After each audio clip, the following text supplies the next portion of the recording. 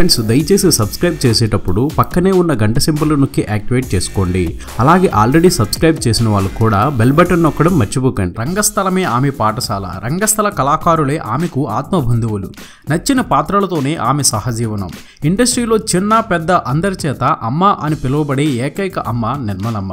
మొదటి చిత్రం 1950లో గరుడ గర్వభంగం సినిమాతో అడుగుపెట్టిన ఆమె దాదాపు 800 సినిమాలు చేసింది. ఇక ఆమె సెట్లో లైట్ బాయ్ నుంచి జూనియర్ ఆర్టిస్ట్ దాకా అందరినీ ఆప్యాయంగా పలకరించే అరుదైన వ్యక్తిత్వం ఆమెది. పేదింటి పెళ్లి పెద్దగా నిలిచేది. ఎంతటి స్టార్డమ్ సంపాదించినా తొలి రోజులు మర్చిపోలేదు. అందుకే అంతకాలం తన ఉనికిని కాపాడుకోగలిగింది. నిర్మలమ్మకి గ్రాహక శక్తి ఎక్కువే. డైలాగ్ ఒకసారి వింటే వెంటనే తిరిగి చెప్పేసేది. టేక్ అనేసరికి మాడ్యులేషన్ తో సైతం సహజంగా చెప్పి క్లాప్స్ కైవసం చేసుకునేది. ఇది ఇలా ఉండగా చెన్నైలో ఉండేటప్పుడు అనేక మంది అనాథులను ఆమె ఆదుకున్నారు. కొన్ని అనాథ శరణాలయాలకు నెల నెలా క్రమం తప్పకుండా ఆవిడ డబ్బు పంపించేవారట. తనకు వీలు కాకపోతే కొందరు నిర్మాతలను నేరుగా ఆయా సంస్థలకు డబ్బు పంపాల్సిందిగా కోరేవారట నిర్మలమ్మ.